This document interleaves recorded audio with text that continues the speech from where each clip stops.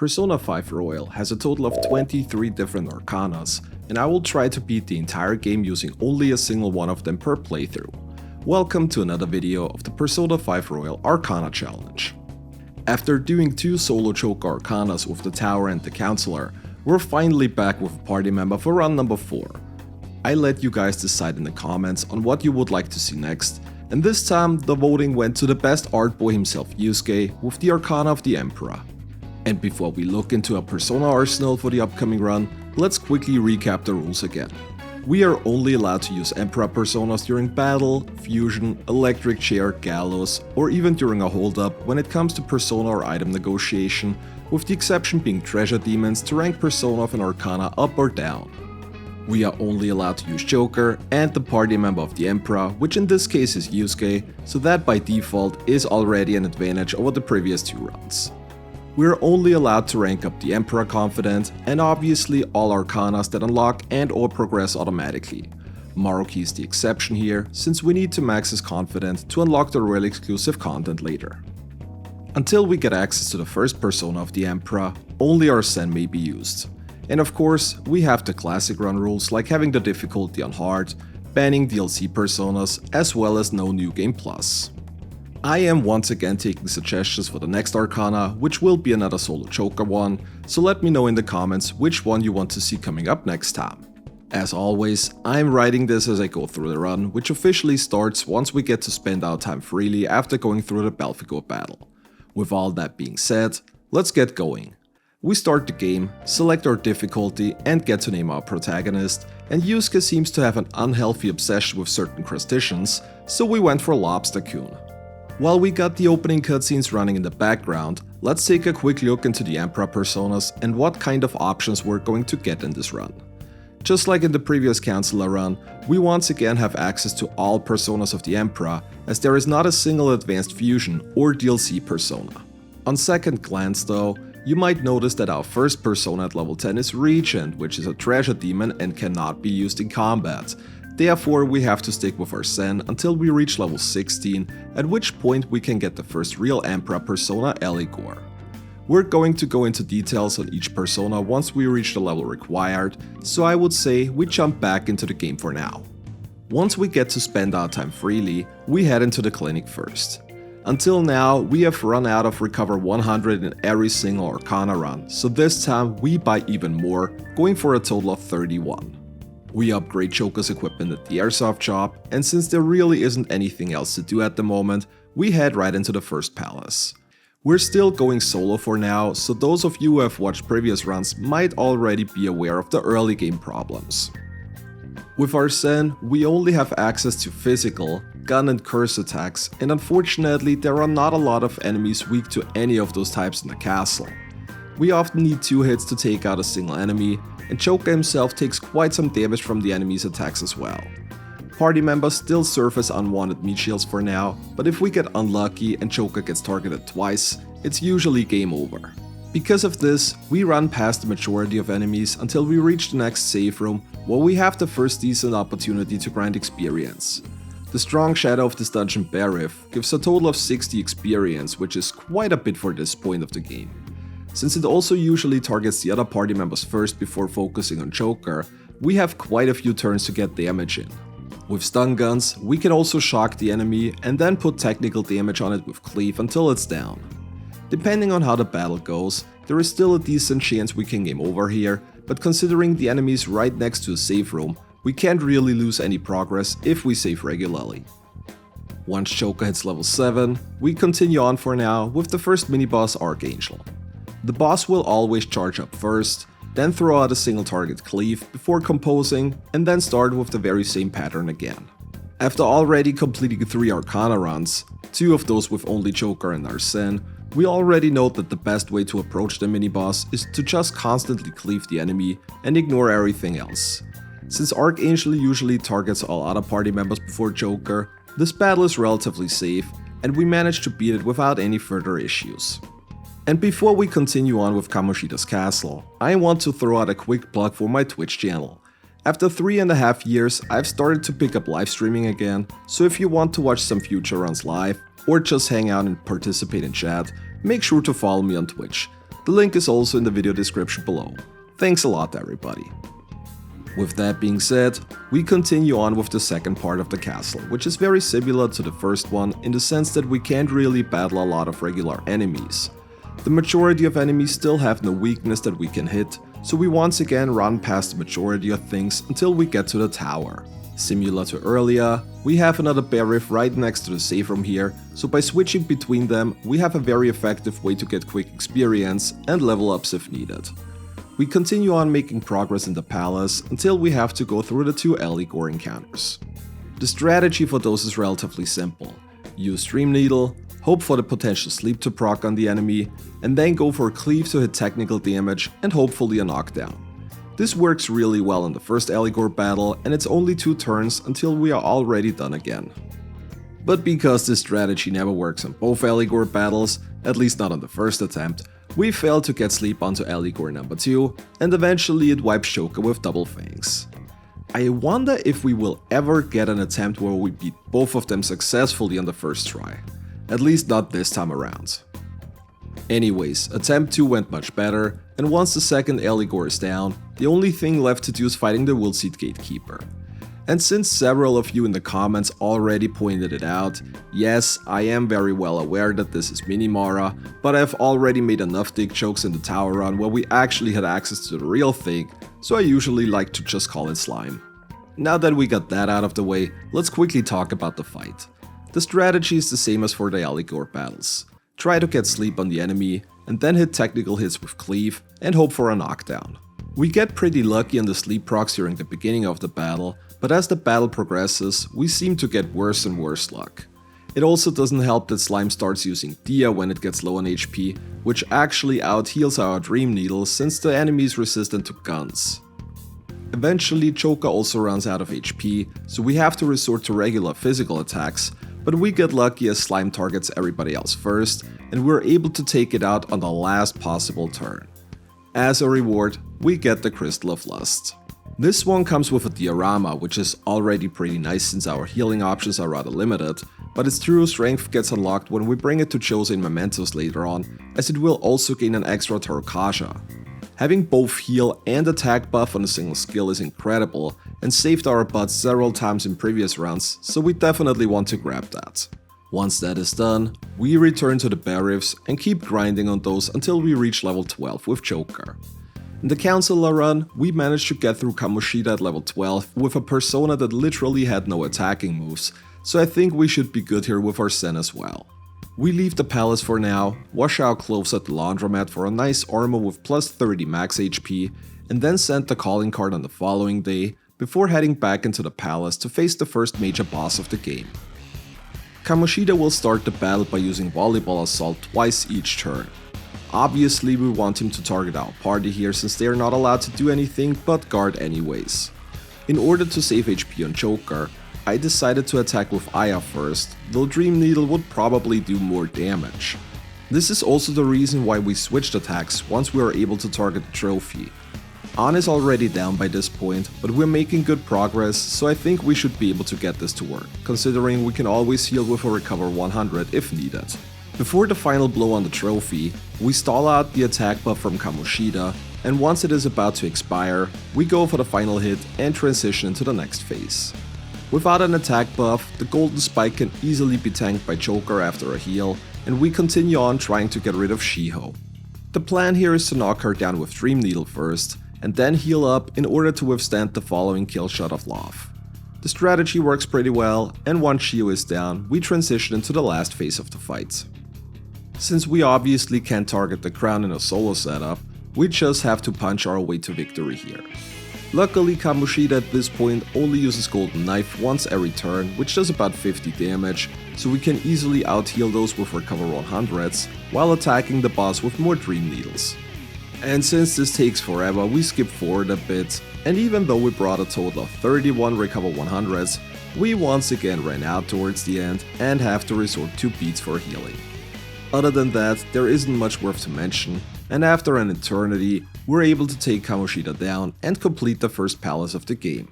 With this, we got some downtime now, and since we're still in the early game, our options are pretty limited. During the day, we either study at the library or work part-time jobs to get some more money. During evenings, we're still locked in LeBlanc, which doesn't really matter for the most part since the important activities happen in Joker's room anyways. And of course I'm talking about crafting infiltration tools or working out to increase Joker's max HP. Since we have backup in this challenge, maxing out his HP super early is not that important compared to solo challenges, but considering there isn't much else we can do anyways, might as well. As always, we also try to get our proficiency up early since we need rank 5 to max out our technical rank later, and Yusuke's confidant also requires rank 4 proficiency later on to continue. This is why we occasionally go to the batting cages during the day. Home runs or hitting all 5 balls also gives you some additional items, though those aren't really worth mentioning either, since it's more a bonus than anything useful. Once Kamoshida confesses his crimes, we go out to celebrate and get to name our party. With Yusuke and the Emperor, I think a good fit as a party name would be Art Attack, which was a show that I loved watching as a kid. For those who have never heard of it before, Art Attack was a show where they crafted all kinds of cool creations with rather ordinary things, and even though I was super untalented and totally not proficient with such things, I still loved watching it nonetheless. Shortly afterwards, we head to Mementos for the first time and have to battle Oberian here. The strategy is similar to the fights in Kamoshida's castle earlier.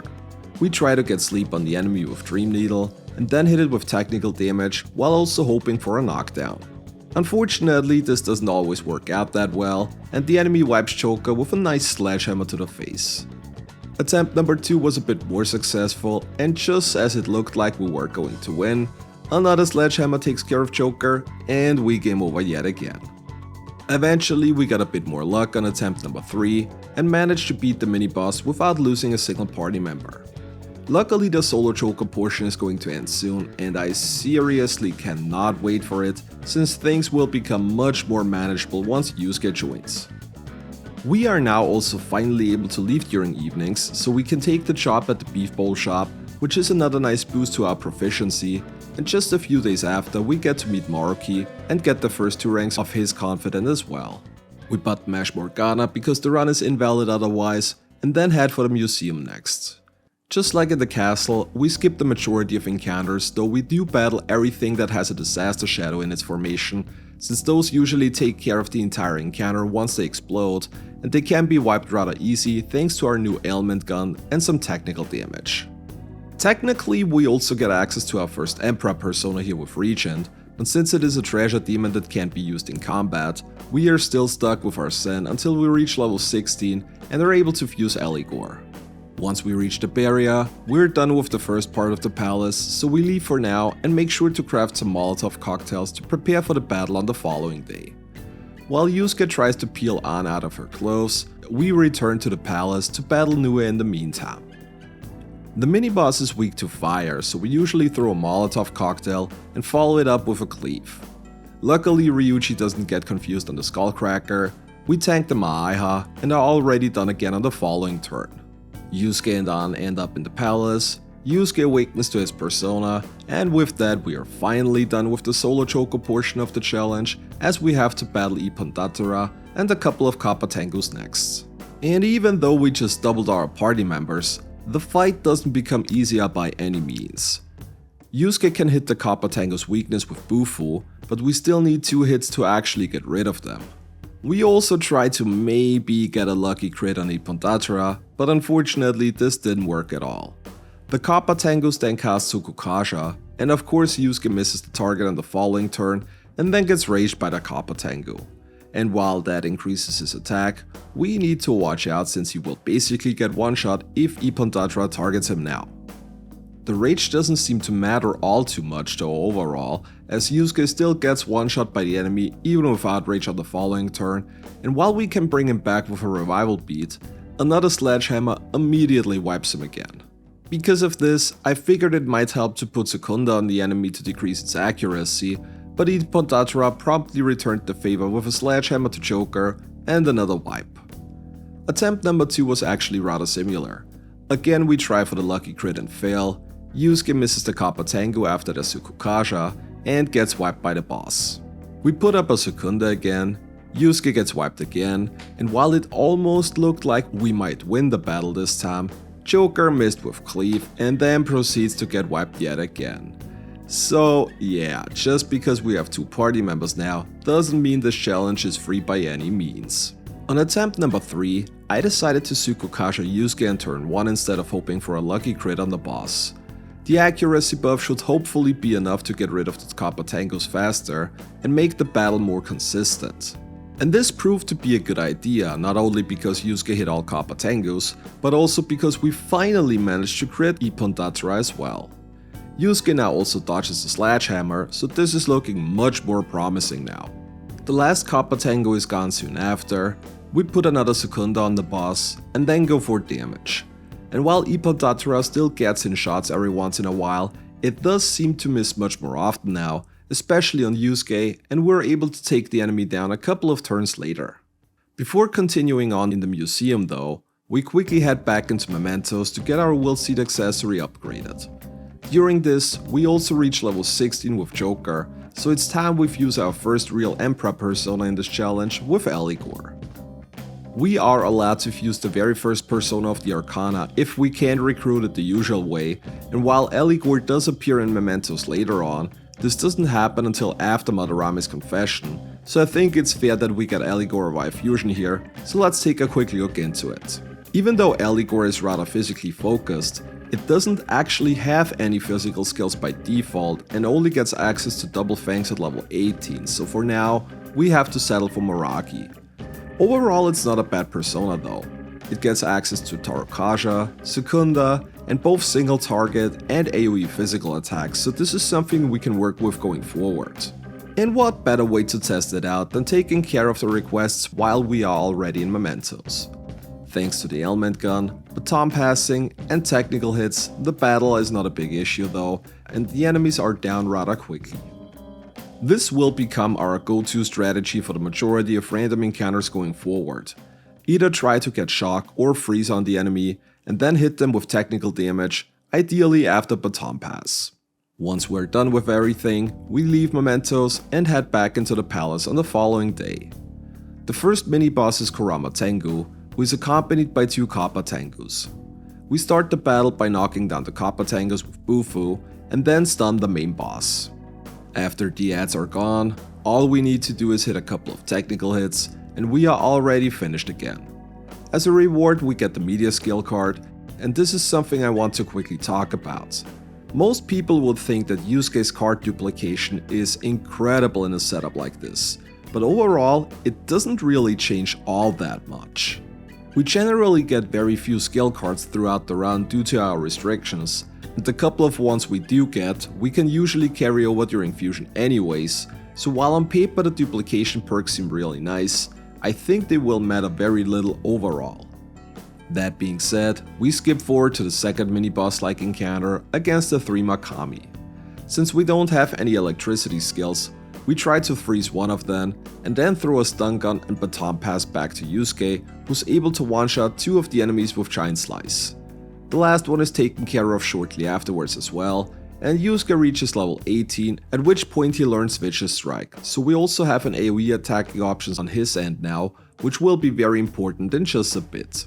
The last battle we still need to do is the Will Seed Gatekeeper or Habaki, and compared to other Arcana runs, I am way less scared in this one since we have 2 party members who can potentially freeze the enemy. And that is basically the entire strategy. Try to freeze our Habaki and then hit technical hits with physical attacks.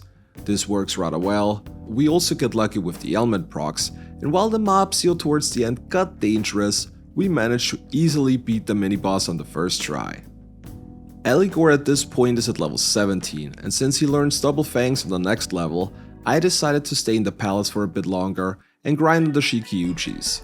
Those give great experience, are usually not that big of a deal with freeze, and additionally also drop armor that we can wash at the laundromat later.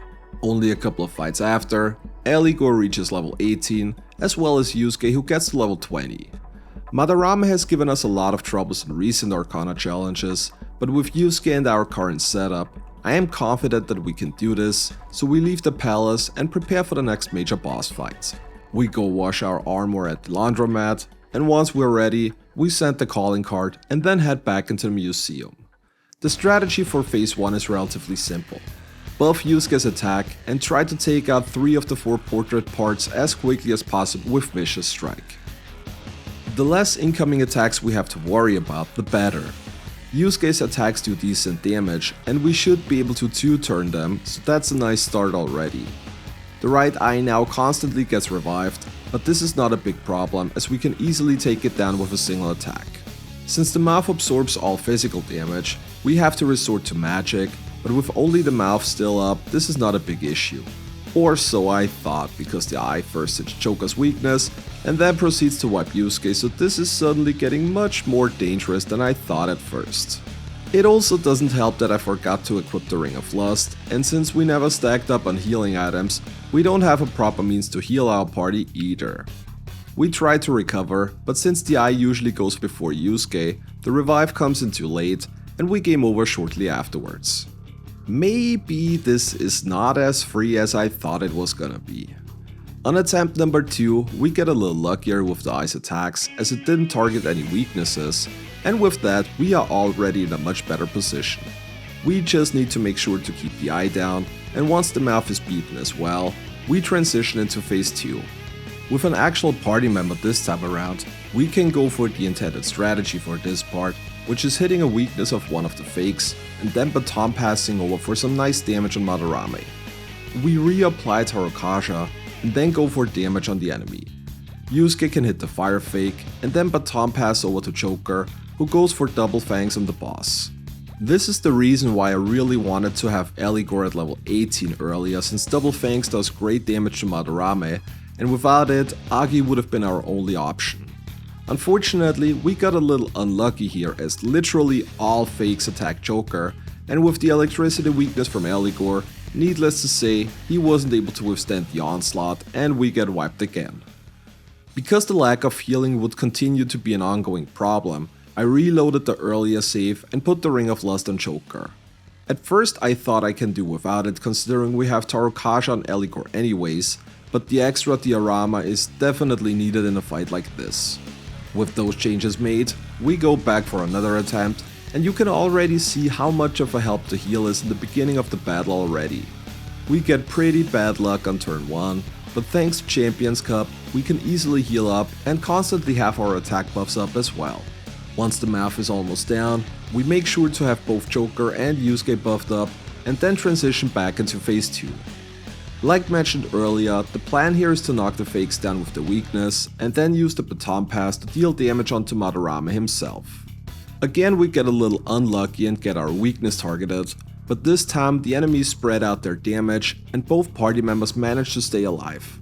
Yusuke also throws out some vicious strikes every now and then to wipe the fakes, hoping that Madarame would spawn some of them that are sleeping, and this worked out pretty well.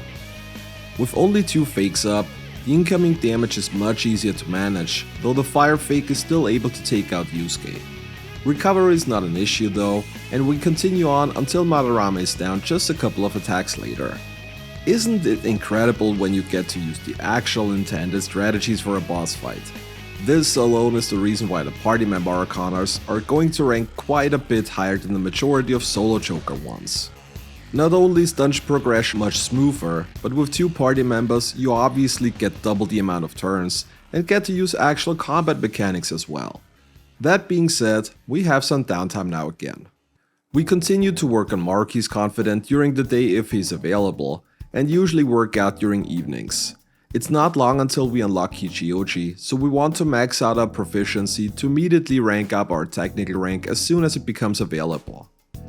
This is also the reason why we go to the batting cages during the day if Marky is not available, in order to squeeze out some extra proficiency points. Once we hit max rank, we can go back to our usual evening activities, which is working out to increase Joker's max HP. Madarame confesses, we unlock Kichioji, and with that we can now access the darts and billiards place. First of all, we call Yusuke to play a game of darts to max out his baton pass rank. Once we have gotten the first couple of skill cards from the Twin Wardens, we start playing billiard to work on our technical rank as well. This time we managed to max it out even earlier than usual and still have a couple of spare days left before we head into the next palace, so we also unlock Yusuke's confidant now. In the fight against the slimes, we get incredibly lucky and manage to freeze every single enemy and then wipe them on the following turn. I think this is the first time in quite a while that we managed to beat all slimes here before they started to explode, so yay for that.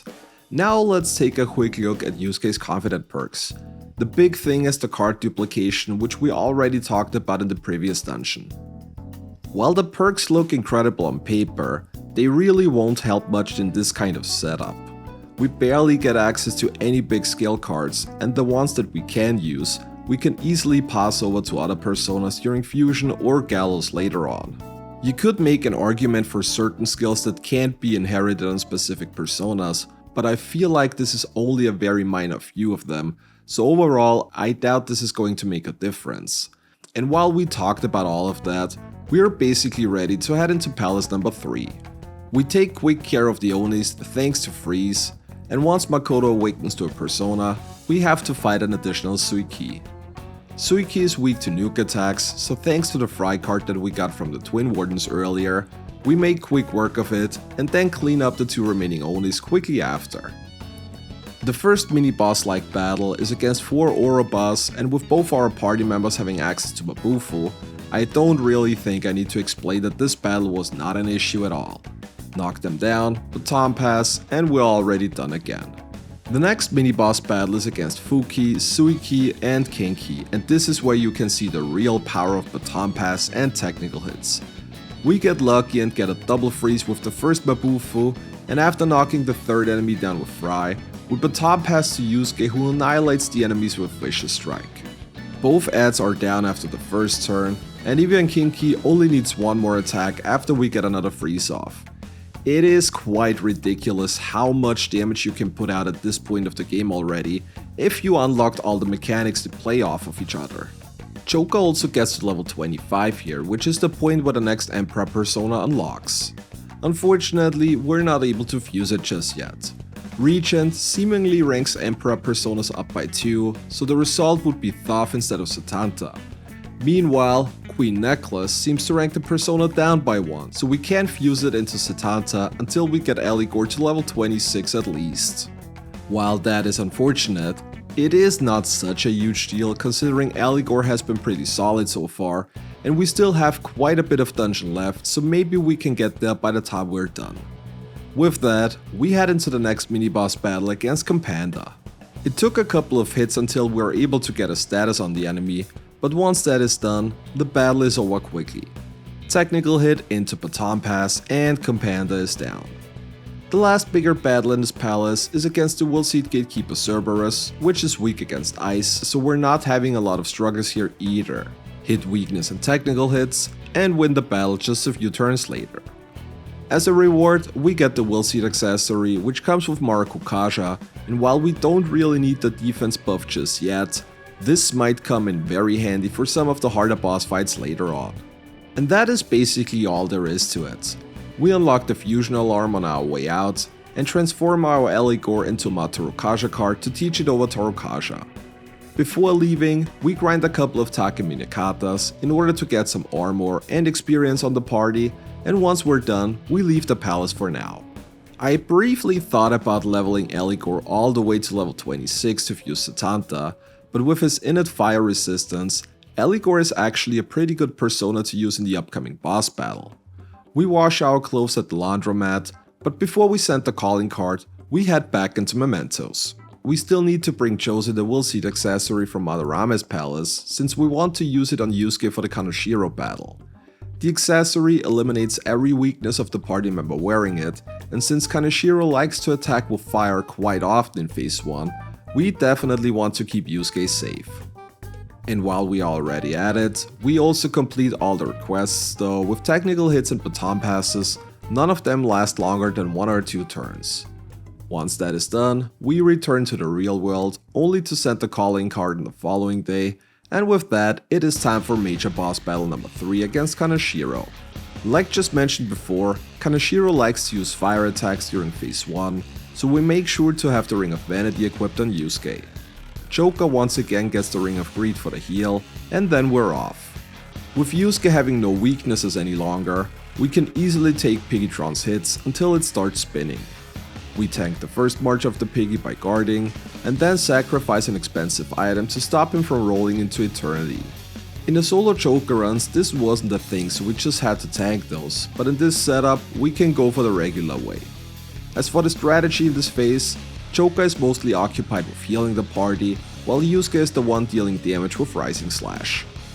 With an attack buff up, he does almost 200 damage to the boss, so we're making good progress.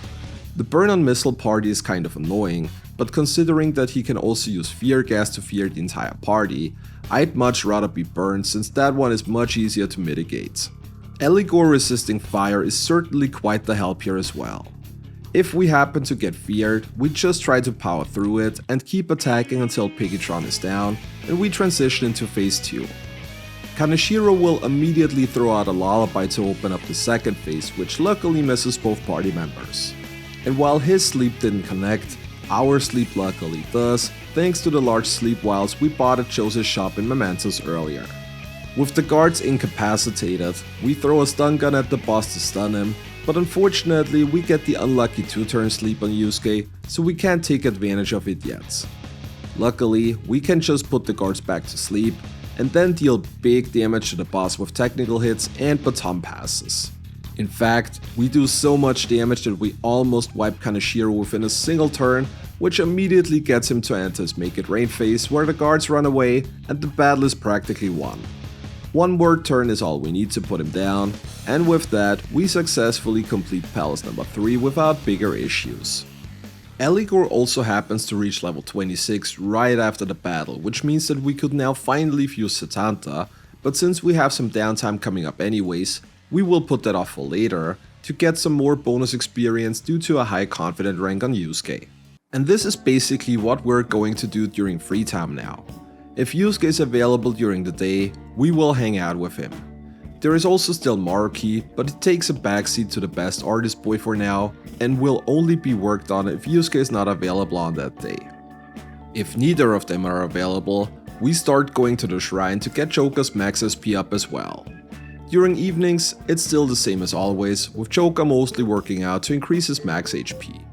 We will unlock Akihabara later on, and with that we will do lots of video gaming during evenings, so want to make sure to get Joker's HP close to max early, even if it's not the highest priority. During Sundays, we go to church and buy everything but the exorcism water. We're going to need baptismal waters as the Kasha replacement for some boss fights later, and the full party heal from Wine of Grace is definitely good to have as an emergency anchor. And since this is basically everything there is to talk about, we skip forward to the next palace where we enter the pyramid for the first time. And I'm not quite sure how to feel approaching this dungeon. In our previous 2 solo runs, we had huge issues with the boss here, but with another party member, it should be much easier. That's not to say that Wakaba is free like in most other challenge runs outside of the Arcana series, but we should have a much easier time compared to the solo runs at least. But only one way to find out. Before we get going, we head into the Velvet Room first, where we now finally get to fuse our next Emperor persona Setanta, so let's take a quick look at it. As it is relatively easy to see, Setanta is a physically based persona. In fact, you can't even inherit any magic onto it unless you learn it via skill card. The biggest thing on Setanta though is that we get access to charge on level 27. Although we get charge as a skill card later on, having it this early is a huge advantage, especially considering that the upcoming major boss takes big damage from physical attacks. With Dorman Rush and Rising Slash, we get both a single target as well as an AoE physical attack, so I'd say from a physical standpoint, we got pretty much everything that we could ask for at the moment. Once all of that is done, we start to make our way through the next palace.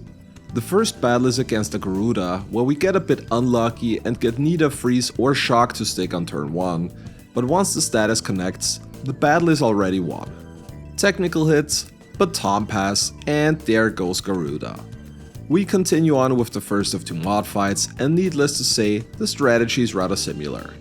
Get freeze on, technical hit, baton pass, and we're pretty much done already again. With a party member included, everything that can be hit with an ailment is basically free at this point. The same goes for mod number 2, who comes with additional ads, so we have an even easier time getting a baton pass set up. Once the ads are gone, it's once again technical hits, more baton passes, and there goes mod number 2. After we're done with the battle, Joker already reaches level 36, which means it is time to take a look at the next Emperor persona in Thoth. And while Setanta was purely physical, for Thoth it's pretty much the opposite. We get access to Nuke Magic and Megiddo, though the biggest thing about it is definitely Concentrate. Thoth is literally the first persona in the entire game to learn Concentrate, and considering we can't get it via skill card or anything, having access to it, especially this early, is huge. With Setanta and Thoth, we can now power up both physical and magical attacks, which I am sure will help us quite a bit throughout the challenge. We can also itemize Thoth into a Frighten skill card, which is what I wanted to go for until I remembered that new fusions during an alarm will always result in an accident when itemized. And it was quite funny because while the animation went on, since we couldn't skip it, I asked myself what I would do if I accidentally got something useful here, and lo and behold, we actually snag a null physical card, and at this moment I just burst out in laughter. I mean, what are we even going to do with this? A null physical skill card is huge and would make a lot of bigger fights that are coming up a lot easier, but then again, the Emperor has no real way to get access to such a skill without the randomness of the fusion accident involved. So while having such a card in the inventory is pretty awesome, I eventually decided against using it. We want to highlight the strengths and weaknesses of each Arcana, and I feel like using lucky fusion accident skill cards distorts the overall impression of an Arcana. Technically, we could just try to save scum accidents over and over again until we get something useful, but this really isn't in the spirit of the challenge, so I think we will just completely skip all accident based stuff that we acquire somehow. Thoth will also be our last new persona addition for a while, as the next Emperor persona doesn't come until Barong, who we can fuse once we get to level 52 later on. With all that being said, we head into the last bigger battle of the palace against the Will-Seed Gatekeeper Alilat. This one cannot be frozen, but luckily it is weak against fire attacks, so we can throw a Molotov cocktail with Yusuke and then pass over to Joker for some nice increased weakness damage on the enemy. Alilat does wipe Yusuke towards the end with a triple down, but since it's pretty much done at this point already, I decided against reviving him and just finished the enemy off with another technical hit. And that is pretty much all for the palace. We return to the real world to wash our armor, and then hand the calling card over to Futaba before heading for the next major boss fight. And those of you who have watched previous Arcana challenges might know how much of a pain Shadow Wakaba can be. This time, we have a decisive advantage in the form of Yusuke though, whom we can send over to the ballista to shoot Wakaba down. This is pretty huge since we can deal big physical damage to her once she's on the ground, and we don't have to solely rely on magical attacks and counter reflex to deal damage. So while Yusuke is preparing the ballista, we charge up on Joker to make sure we can deal the most amount of damage during the time she is down. Unfortunately, Wing Blast and the resulting Dizzy is still a huge problem in this fight. Regardless of that, we're able to deal big damage due to the boss taking 5 times damage from physical attacks and almost get Wakaba to half HP before she starts going up again. This is the point where the battle gets real annoying though. Neither Yusuke nor Joker have access to any kind of gun skills, so we need to rely on magic attacks to get some damage in. And thanks to Wing Blast, and Wakaba also attacking twice each turn, this is not as easy as it sounds. Yusuke is pretty much constantly occupied trying to heal up the party with Champions Cup, while Joker also needs to apply Taronda to decrease the boss's attack every once in a while. And if we don't clear the Dizzy from Wing Blast in time, Wakaba can hit technical damage on the party member inflicted with it, and potentially knock him down, resulting in a 1 more for the boss, which we obviously want to avoid. Yusuke is also much less bulky than Joker, so if he gets dizzied and knocked down on the following attack, there is a decent chance he gets wiped if he gets targeted again. Between the debuffing, healing up, and the unlucky Dizzy procs, we're having a lot of trouble getting damage onto the boss.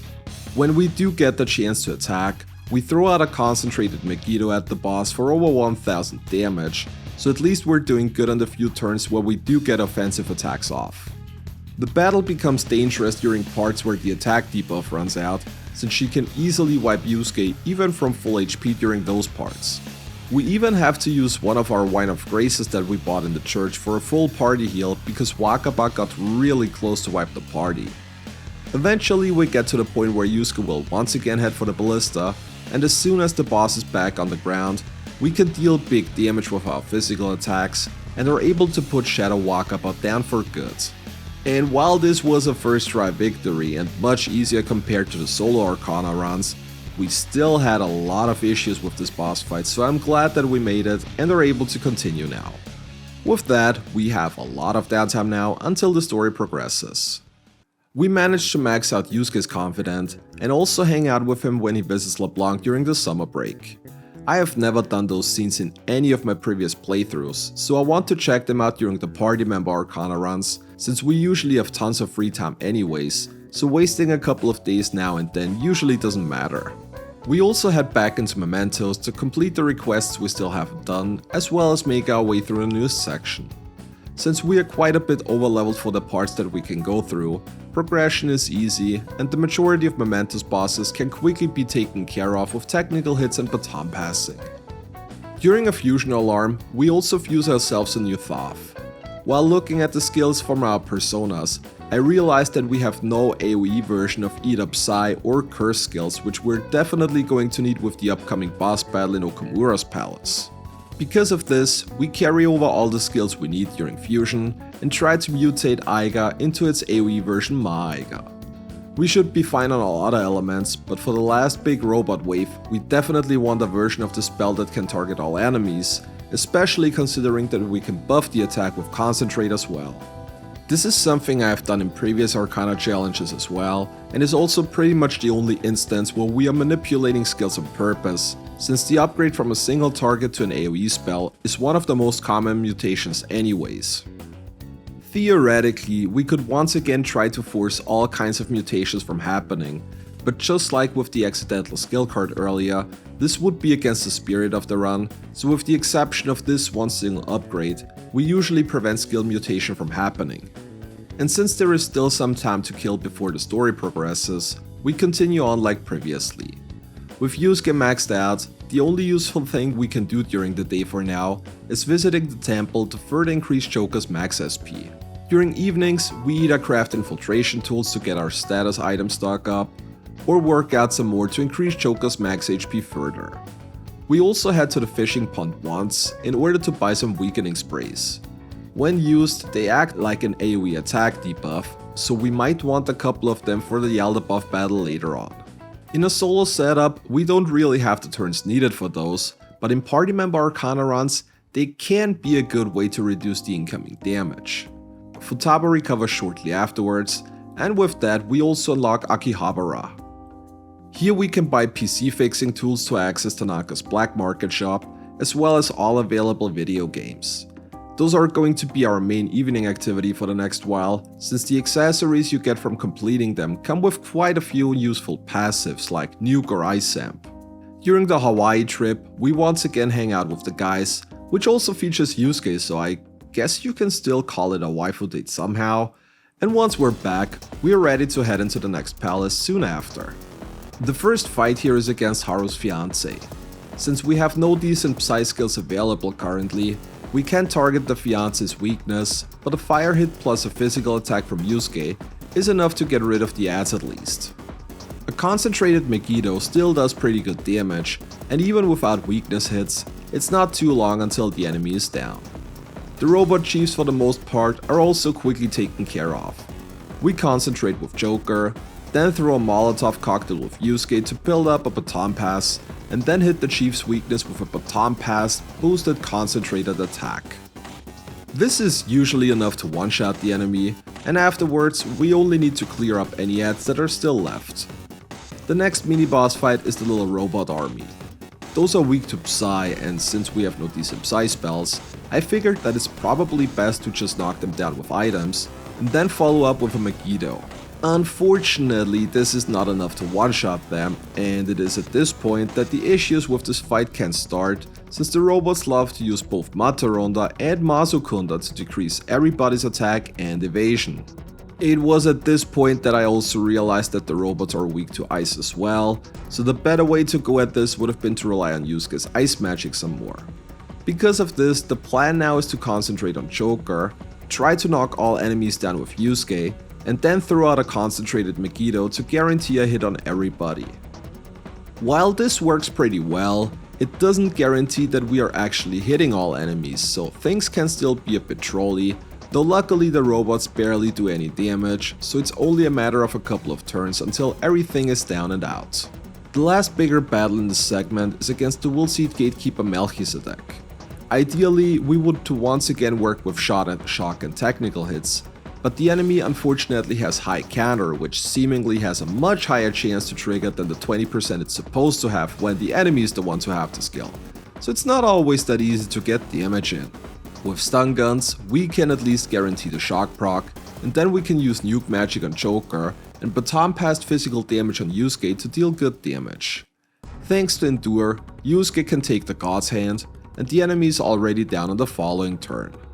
We grind on a couple of more gear in Mekalas for some suity equipment, and once we're ready, we leave the palace, wash the new armor, and then send out the calling card before returning back for the next major boss battle against the robot army. Wave 1 is weak to fire and is quickly dispatched with an Agilao and a follow-up Megiddo. Wave 2 is ice weak, so we knock them down with Yusuke's Mabufula, and the follow-up Megiddo is almost enough to wipe them.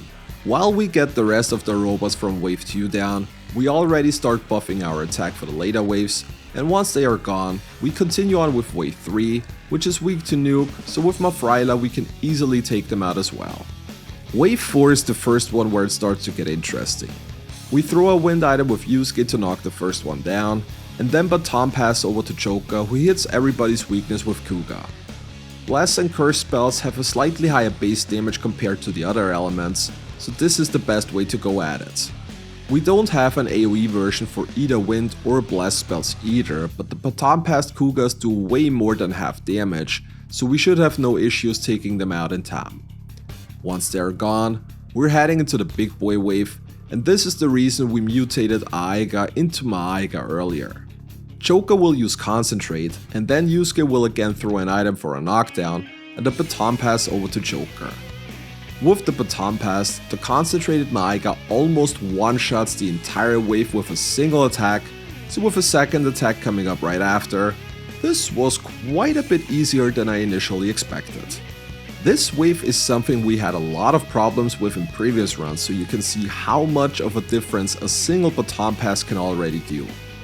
Biggest Boy is neutral to all attacks, and also susceptible to all kinds of ailments. So after trying to get a status with Sionga and Bufula to no avail, we just throw a stun gun since its ailment rate is much higher compared to regular skills. With that, we just throw out technical hits and baton passes and get the enemy to below half HP within a single turn. When the enemy charges up, we try to freeze it, but unfortunately we get a bit unlucky with the freeze not proccing, and when I saw the Big Bang challenge pop up, I got worried for a second since we have no attack debuffs on, and Okamura also decreased the party's defense earlier. Luckily Joker managed to dodge the attack, while Yusuke stayed alive at 1 HP thanks to the Endure. Afterwards, we just make sure to reapply shock, and with that the battle is pretty safe. We manage to take the enemy down, then guard Robot Haru's explosion, and a single hit to Okamura is enough to take him out, and complete the next palace.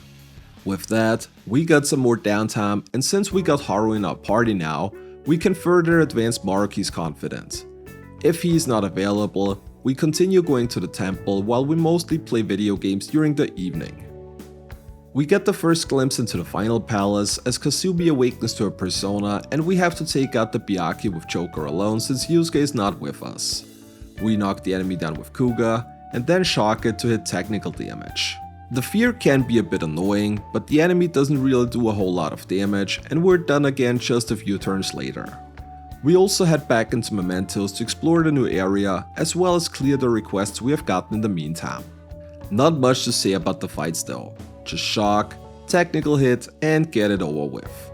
We continue on until Haru's dad shows up on Life League, and then Akechi blackmails the party into joining him before we head into the next palace. The first Ose is literally resistant to everything, so the game wants you to take it out with Akechi's Megidola. Since we got our own almighty spell though, we don't need Pancake-kun, and a single Megiddo is already enough to win the battle. The first actual mini-boss in the dungeon is Nebiros. Since this one likes to put brainwash on the party, we equip the Lamb's Pillow to reduce the chance of ailments hitting, and then head into battle. Nebiros, as far as I know, is immune against all ailments, but luckily it is weak against bless attacks, so with Makuga we can easily knock it down, and then use Concentrate to throw out another big Makuga on the following turn. Luckily the brainwashes don't hit, and a few attacks later we are already done again. The following Yadayu can be stunned, so yeah, I don't really think I need to say anything about this no longer. During dungeon exploration, we also hit level 52 on Joker, so we can now finally return to the Velvet Room to fuse our next Emperor persona Barong. Barong is a rather average persona with an electricity based moveset. Getting both tier 3 electricity spells is pretty nice, but the biggest thing here is definitely the null electricity passive that we can theoretically pass on to other personas later if they are needed. Due to its stats, the lack of boost or amp skills, and the fact that it has 2 weaknesses in both Wind and Curse, we are probably not going to use Barong much and will stick with Thoth for now. Also, is it just me or does anybody else wonder why Barong's passive skill reduces the skill cost of blast skills when it literally only learns electricity skills? Weird. Anyways, let's continue on with the final mini-boss of the first section as we battle Norn. For the longest time I thought that Norn is also immune to all status ailments, but lately I found out that we can burn it, so we do just that, and then once again use technical damage to our advantage to quickly take it out.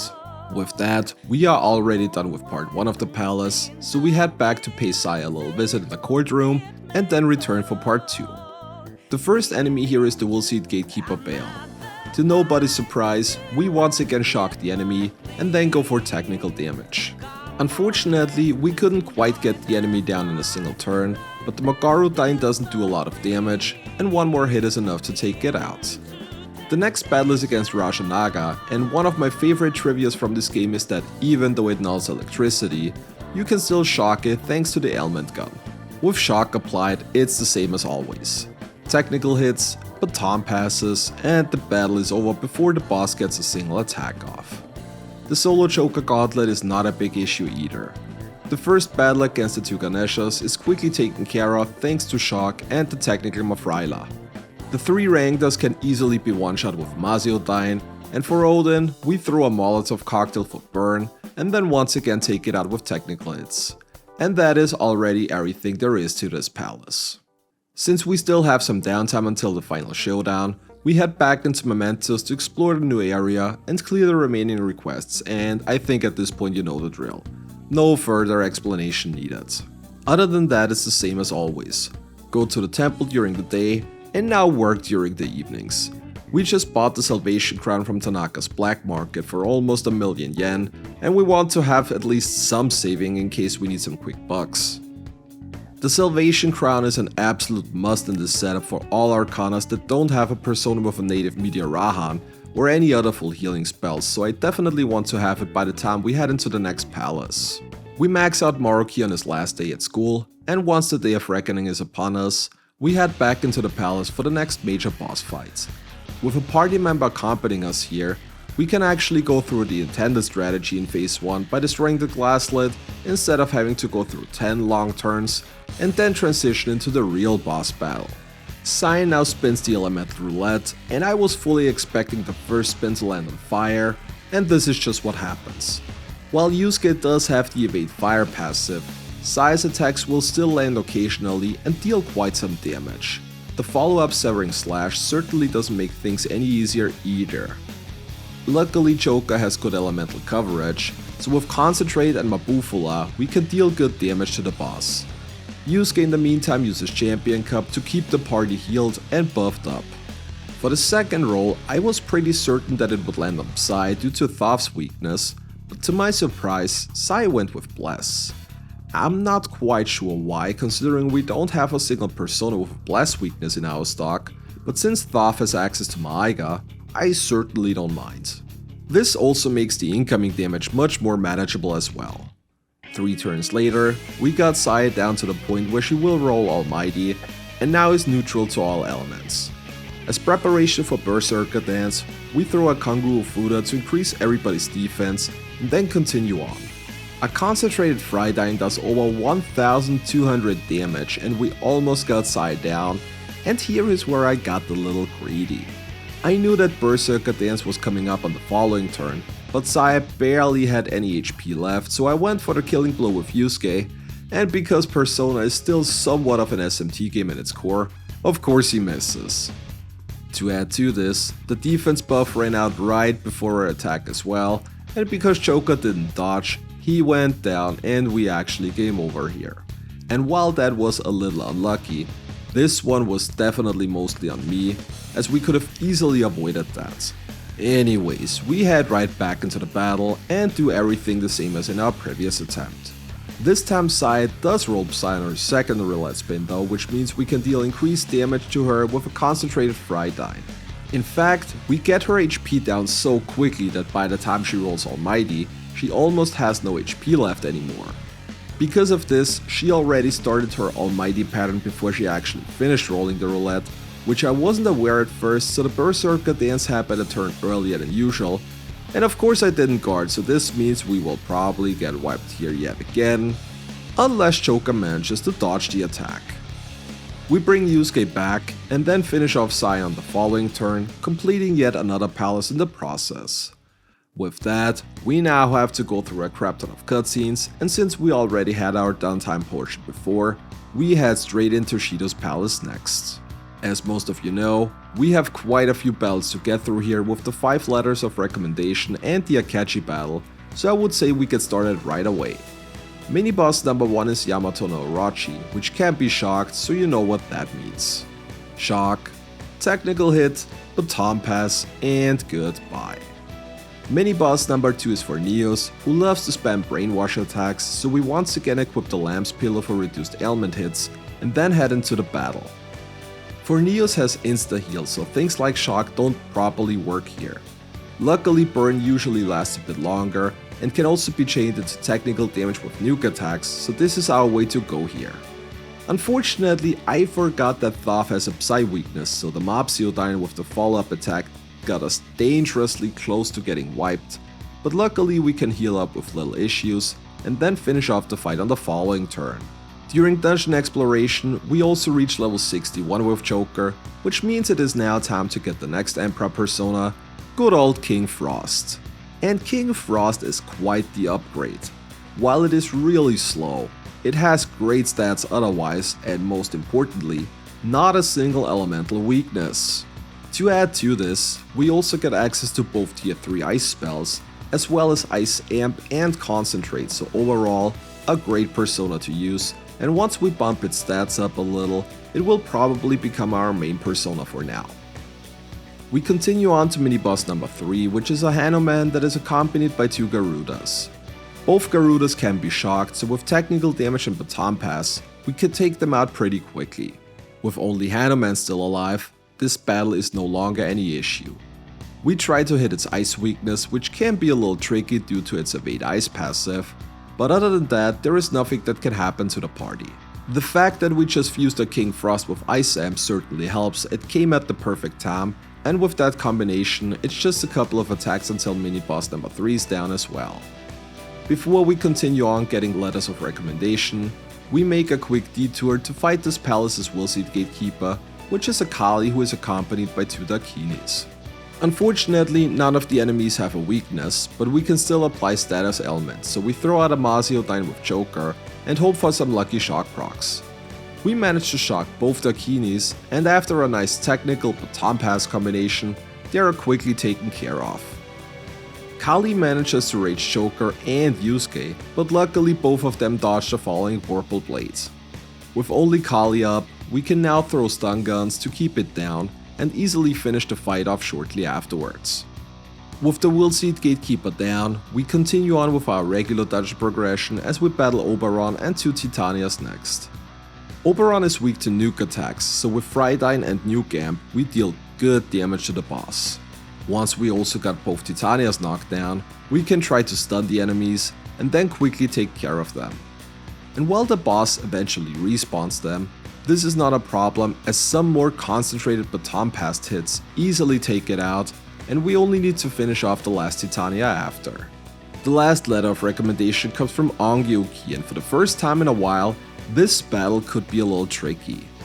Thanks to its fixed attacking pattern, we easily got through the fight with Null or Repel Curse, and physical immunity or resistance.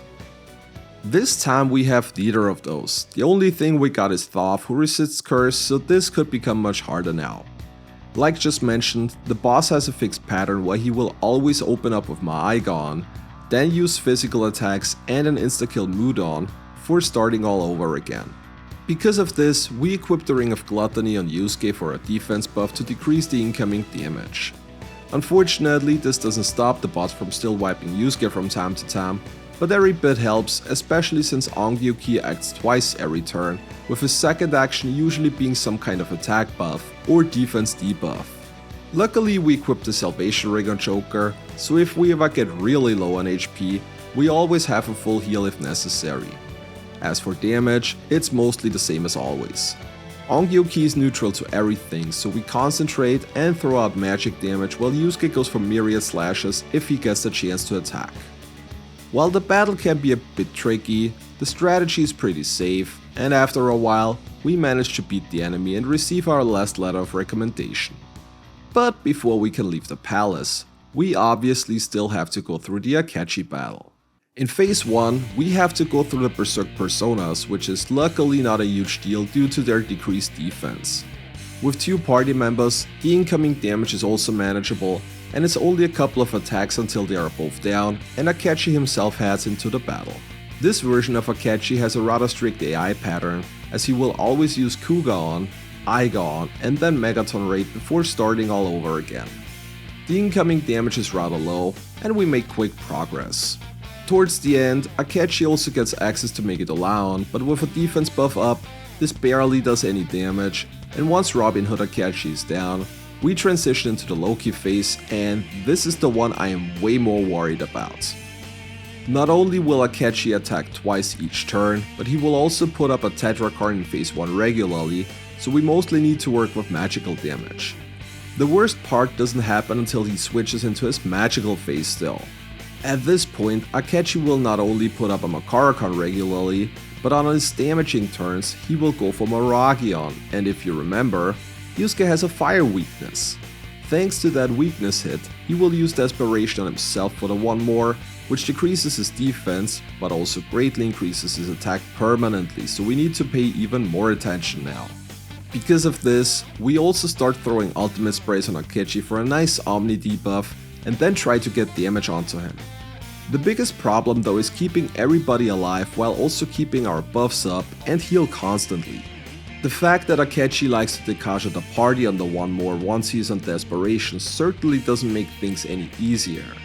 Generally, we have a very hard time trying to get any attacks in, since we also need to break his Makarakan first before getting any magical damage in.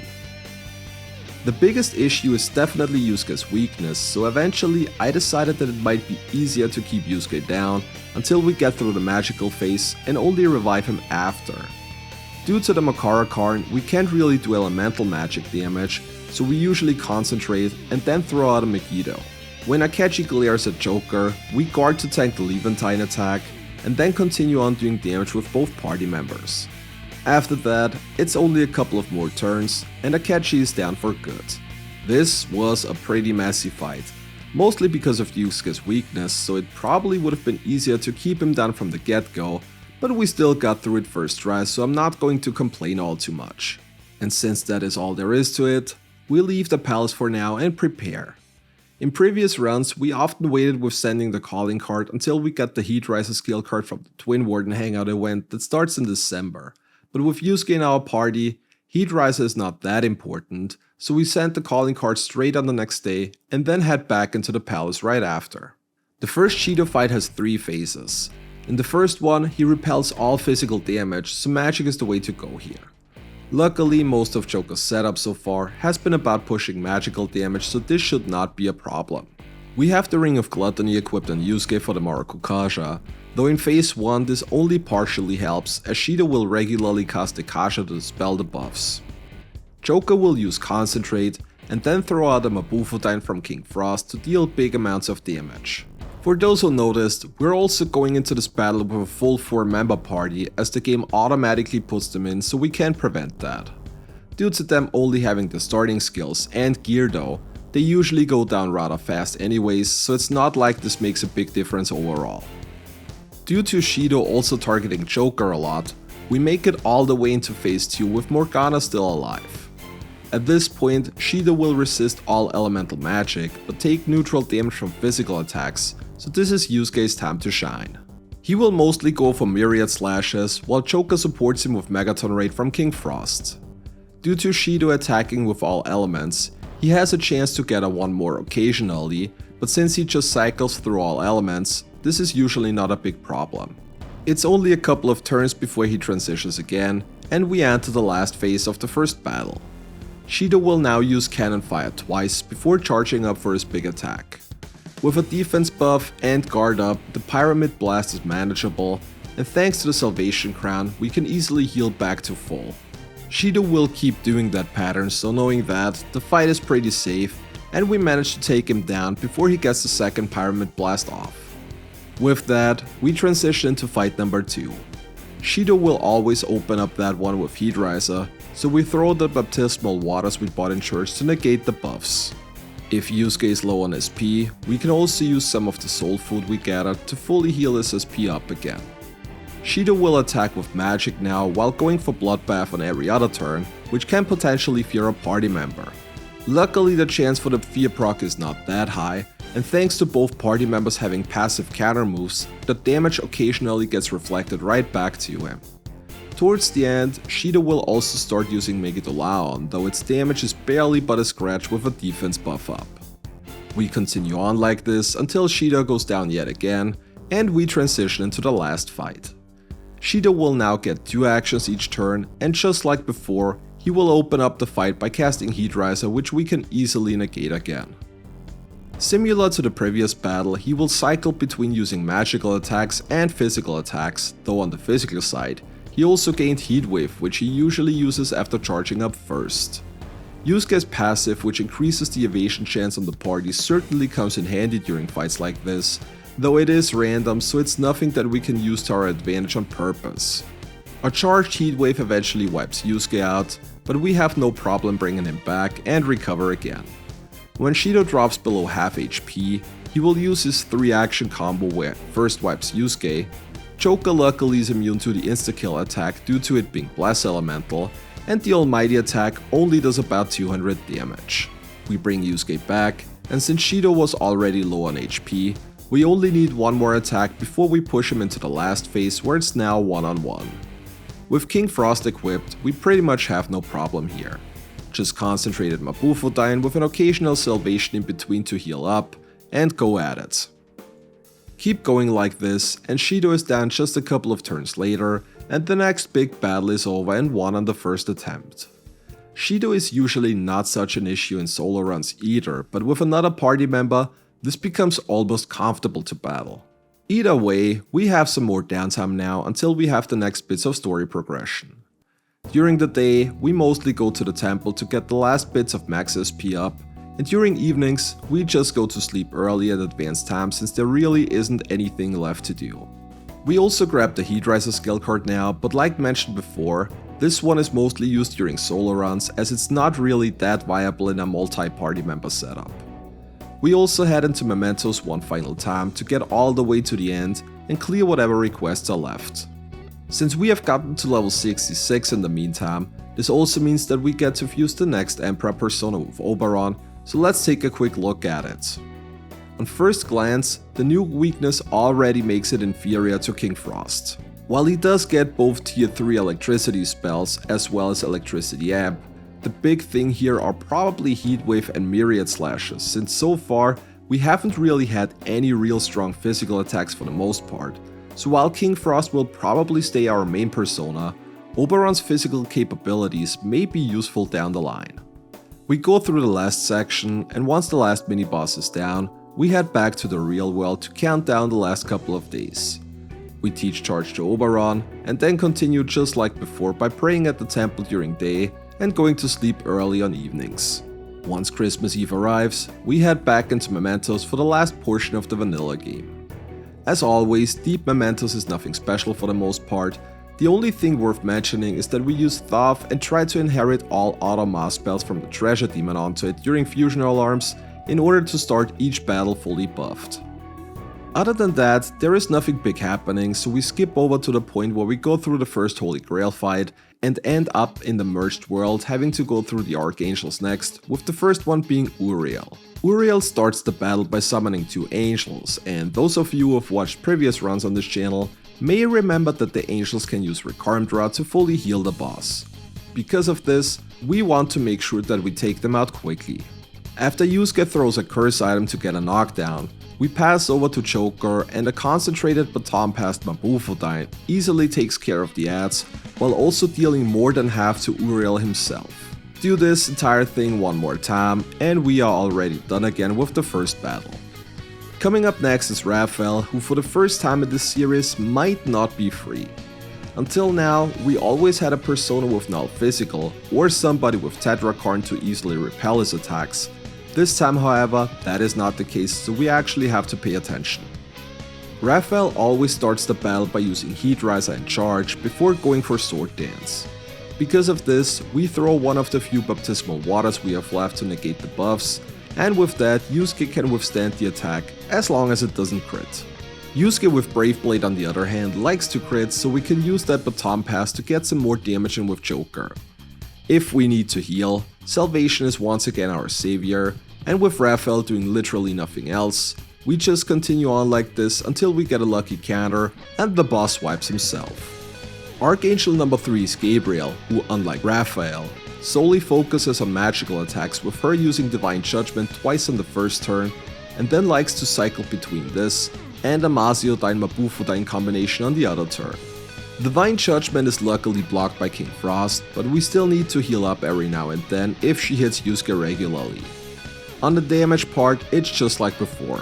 Joker attacks with a concentrated Mabufodine, while Yusuke tries to get a lucky critical hit with Brave Blades. And since it's only a couple of turns until Gabriel is down already, we now head into the last Archangel battle against Michael. Just like Uriel earlier, Michael will summon 2 angels, which we can easily take care of with a baton boosted Mabufodine. Michael uses both physical and magical attacks, but the incoming damage is manageable and easily healed up with Salvation. We also equip the Ring of Pride on Yusuke so he can charge himself for hopefully a boosted critical hit Brave Blades.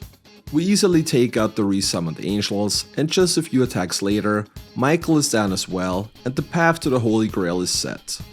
We continue grinding on Abaddons for a little longer to force another fusion alarm in order to get the last Automask skill onto Thoth, and once we are all ready, we head into the final fight against the Holy Grail. With Yusuke in our party, we can do the battle the intended way by cutting the cables, so we don't have to worry about an accidental heal either. On the first attempt, I unfortunately didn't pay enough attention when my buffs ran out, and the Grail sniped Joker, so we came over here for the first time in quite a while. On attempt number 2, I made sure to always have Joker's HP up, and also throw an Empowering Ofuda for an Omni buff, since I never taught Heat Riser to any of my personas. Once the cables are cut, the battle is relatively safe though.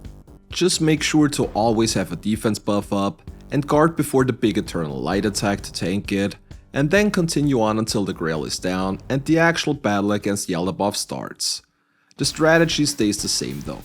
Joker uses Concentrate and then goes for Mabufodine, while Yusuke is responsible for keeping the defense buff up and either attack with Bufodine or Brave Blade. The beginning of the battle is rather simple since Yaldabaoth only uses Arrow of Light, but once the first parts are summoned, it gets more complicated. The first ad is the gun, which only repels wind, so we can continue on as usual. Yaldabaoth uses the Kaja regularly, so we need to make sure to keep our defense buff up, and also fully heal Yusuke's SP with soul food when he gets low on it.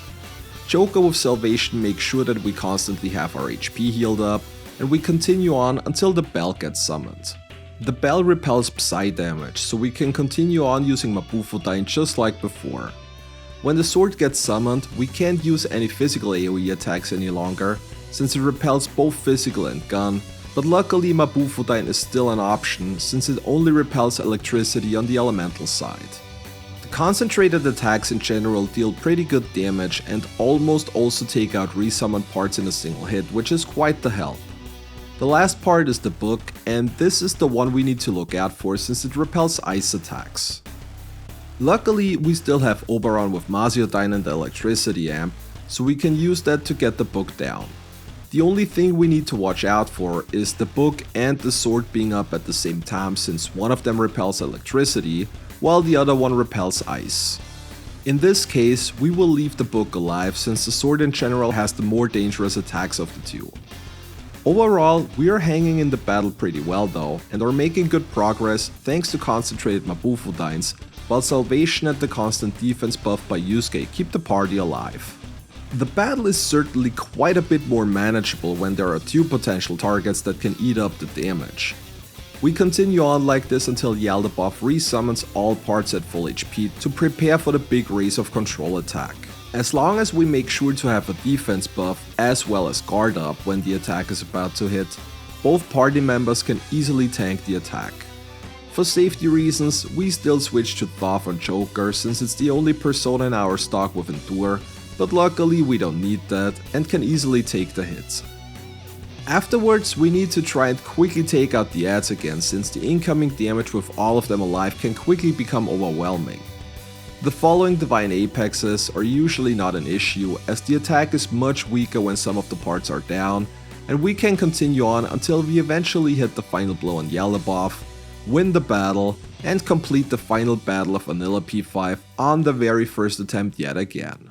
The Yaldabaoth battle is always clutchy at certain stages, but with an additional party member, the fight becomes so much more manageable, so I'm glad we made it and can continue on to the Royal Exclusive part now. We once again spent Christmas Eve with Sojiro and Futaba, because even on run number 4 of the series, we still don't have a waifu, and once the New Year hits, we cuddle with Morgana before heading into the final palace with Akechi and Kasumi now on our side. The first fight here is against Hastur, and since Akechi gets forced into our party, all we do with him is guard while Choka takes care of the enemy. Again we go for concentrated Mabufudain, which deals big damage to the mini-boss. It's just a couple of turns until we get to the scripted showtime part, and with that we are already done again. After talking to all party members, we head back into the palace, make quick work of Sumire, and reunite everybody before having to battle Sanrio, who is accompanied by 2 Byakuya. In past solo runs, we couldn't really do a lot of damage to the boss until the Byakuya stopped respawning since we weren't able to outdamage them being absorbed. In a 2-man party setup, this is much easier since we knock them down and then baton pass over for some nice increased damage. In fact, we are able to take Sanrio down before she even manages to take out a single party member. The next bigger battle in part 1 of the palace is against the Chimera and the Dionysus, but I wouldn't even call this a mini-boss battle. We just hit Chimera's curse weakness, pass over to Yusuke who one-shots Dionysus with Brave Blade, and then just finish off the other enemy. We also hit leveled 82 during this, which means that we once again return to the Velvet Room for the next Emperor persona Baal. Just like King Frost before, Baal has no weaknesses, learns both Mataru Kasha and Charge, as well as both versions of the tier 4 wind spell. The biggest thing on Baal by far though is its unique skill Ayamur, which is a physical attack that hits 3 times in total. And while this does not sound like a lot when you look at its base damage, it is one of the strongest physical attacks in the entire game due to how Persona 5 calculates its skill damage, since multi-hit attacks on average usually outpower single-hit attacks with higher base damage when you factor in buffs like Charge. In fact, the only non-DLC physical skills that are stronger than Ayamur are Yoshitsune's Hasotobi and Sumire's ultimate skill Masquerade.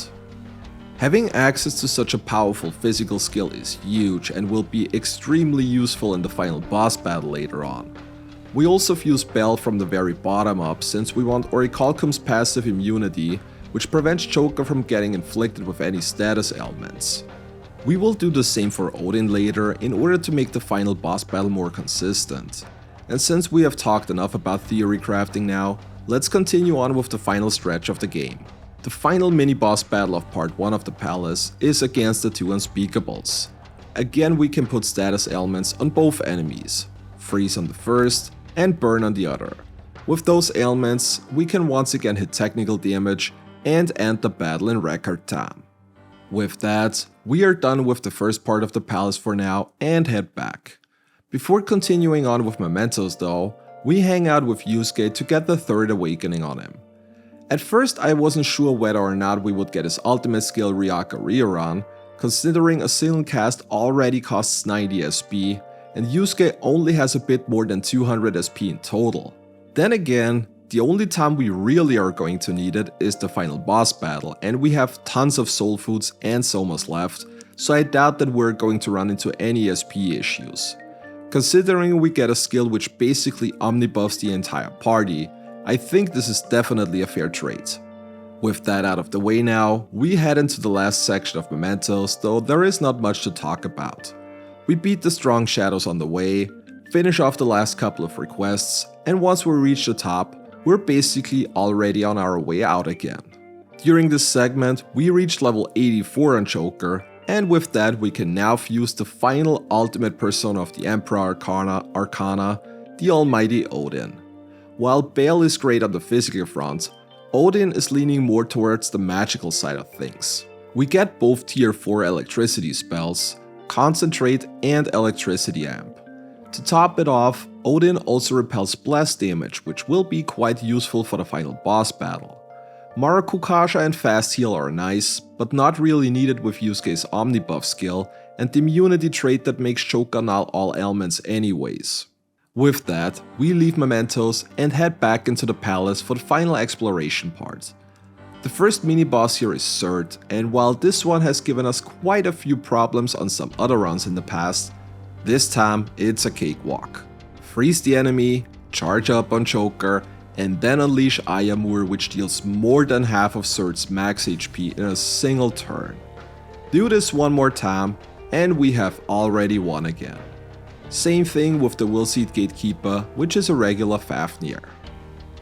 Charge, freeze, and Ayamur, so yeah, you can see how powerful this attack is and what kind of damage we can get onto the enemy this way. The final mini-boss encounters against Siegfried where Ayamur won't work because he is immune to physical attacks. Because of this, we have to resort to Concentrate and magical attacks. Yusuke stuns the enemy, and we use our good old Thoth for one final time to deal technical damage with Fridine. It's literally only 3 attacks and Siegfried is down, opening up the path to the final boss. Before we head into that battle, there is still some time that needs to be killed though. Since we have literally done everything that can be considered useful, we just try to pass time as quickly as possible by always going home soon and heading to bed immediately.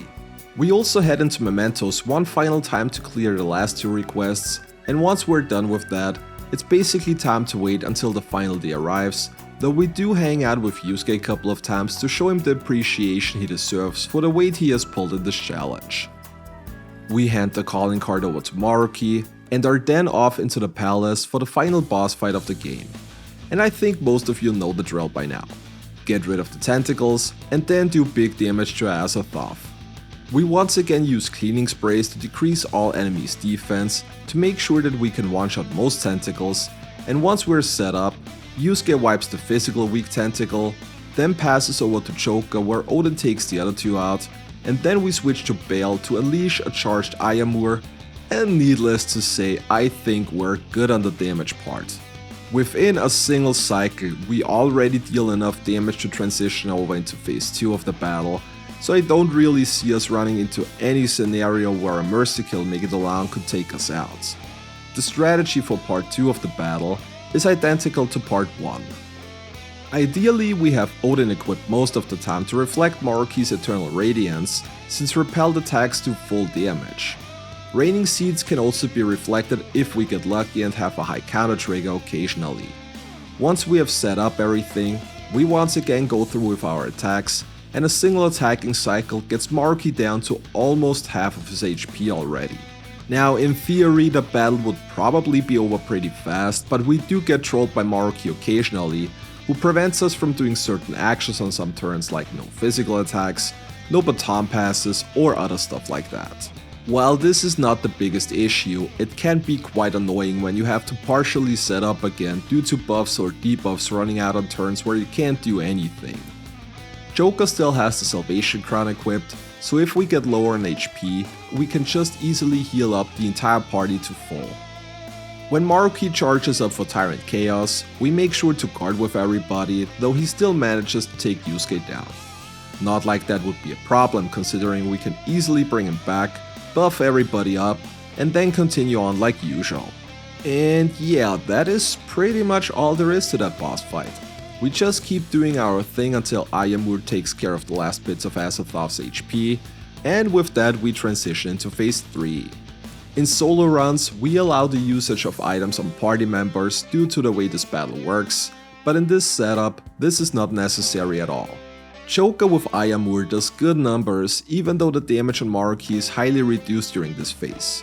We just keep doing damage while healing if necessary, and as soon as phase 3 Maruki is down, the challenge is pretty much won.